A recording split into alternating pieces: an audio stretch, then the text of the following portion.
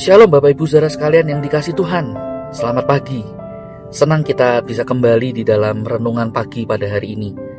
Saudara, kita sungguh menyadari sebagaimana kita ada saat ini itu adalah karena Tuhan yang selalu berjalan bersama dengan kita. Ia tidak pernah membiarkan kita berjalan sendiri. Tangannya yang penuh dengan kasih, itulah yang menuntun, menjaga, dan memelihara kita. Terpujilah Tuhan. Dan mari saudara, sebelum kita akan bersama-sama membaca merenungkan firman Tuhan pada pagi ini, kita satukan hati kita mau nikmat dari Tuhan. Mari kita berdoa. Bapa, saat ini kami hendak membaca merenungkan firman-Mu. Dan di momen ini kami sungguh rindu Engkau boleh berbicara di dalam hati dan pikiran kami. Engkau yang membentuk, Engkau yang memproses hati kami, hidup kami, sehingga biarlah hidup kami boleh menjadi hidup yang berkenan di hati Tuhan. Tolong kami Tuhan. Kami menyerahkan waktu ini di dalam nama Tuhan Yesus kami berdoa. Amin. Saudara sekalian yang dikasihi Tuhan, saya ingin mengajak kita untuk memperhatikan satu bagian firman Tuhan yang terambil dari Ulangan pasal 15 ayat yang ke-7 dan yang ke-8. Demikian firman Tuhan. Jika sekiranya ada di antaramu seorang miskin, salah seorang saudaramu di dalam salah satu tempatmu, di negeri yang diberikan kepadamu oleh Tuhan Allahmu, maka janganlah engkau menegarkan hati atau menggenggam tangan terhadap saudaramu yang miskin itu. Tetapi engkau harus membuka tangan lebar-lebar baginya dan memberi pinjaman kepadanya dengan limpahnya, cukup untuk keperluannya, seberapa ia perlukan. Sampai di sini kita membaca firman Tuhan. Nah, saudara sekalian kasih Tuhan, di dalam bagian firman Tuhan yang tadi sudah kita baca, saudara, Tuhan berbicara dengan sangat jelas kepada bangsa Israel. Jangan engkau mengeraskan hatimu.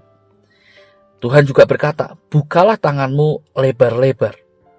Dan di ayat yang ke-11 Tuhan juga mengatakan, berikanlah dengan murah hati. Nah, saudara, perhatikan bagian-bagian ini. Saudara, bagian-bagian ini ingin menunjukkan kepada kita betapa Tuhan ingin kita peduli kepada sesama kita, kepada orang-orang yang ada di sekitar kita. Saudara, Tuhan ingin kita menjadi saluran berkat. Dengan kita juga boleh memperhatikan apa yang menjadi keperluan dari saudara-saudara kita. Tidak semua kita ada di dalam kondisi yang baik. Ada yang lemah, ada yang membutuhkan. Nah, oleh sebab itu, orang-orang yang diberi kepercayaan oleh Tuhan untuk mengelola berkat-Nya yang telah Ia limpahkan dengan cukup. Nah, saudara, ini digunakan juga untuk boleh menolong sesama yang membutuhkan. Nah, saudara, Tuhan tahu masalah kita adalah di dalam hati kita. Masalah kita bukanlah kurangnya harta yang ada pada kita. Tidak. Tetapi sekali lagi adalah bagaimana kerasnya hati kita. Itulah sebabnya di awal Tuhan mengingatkan panggilan kita untuk mempedulikan sesama, dan Tuhan mengingatkan ada kecenderungan yang sangat mungkin terjadi di dalam hati kita, yaitu apa? Kita mengeraskan hati untuk menolong sesama kita. Oleh sebab itu perintah Tuhan ini dengan jelas sekali berkata, jangan engkau mengeraskan hatimu. Nah, saudara, perintah ini sekali lagi bukan hanya berbicara tentang tindakan moral. Oh, kita harus berbuat baik, oh kita harus peduli dan seterusnya. Bukan hanya berhenti pada titik itu. Tetapi perintah Tuhan untuk kita boleh memperhatikan sesama kita yang membutuhkan, itu adalah cerminan dari karakter Allah itu sendiri. Allah yang kita sembah adalah Allah yang penuh dengan belas kasihan. Allah yang kita sembah, yang kita imani, adalah Allah yang tidak mengeraskan hati atau dingin terhadap umatnya, jeritan umatnya. Ia menaruh peduli. Ia peduli, bahkan ia terlibat di dalam kehidupan umatnya. Jadi panggilan untuk kita memperhatikan sesama itu merupakan cerminan dari karakter Allah yang kita sembah. Dan kita sebagai umatnya, kita juga diminta untuk ambil bagian dalam bagian ini. Nah, saudara sekalian dikasih Tuhan, kita juga melihat bagaimana Injil yang kita terima juga menunjukkan betapa Allah kita adalah Allah yang peduli.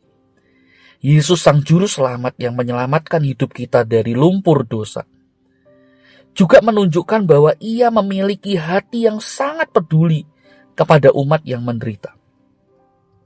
Di kayu salib Kristus menjadi miskin, ditolak, dihina, dilucuti. Untuk apa, saudara? Untuk engkau dan saya. Kita orang-orang yang miskin secara rohani yang harusnya kita dimurkai.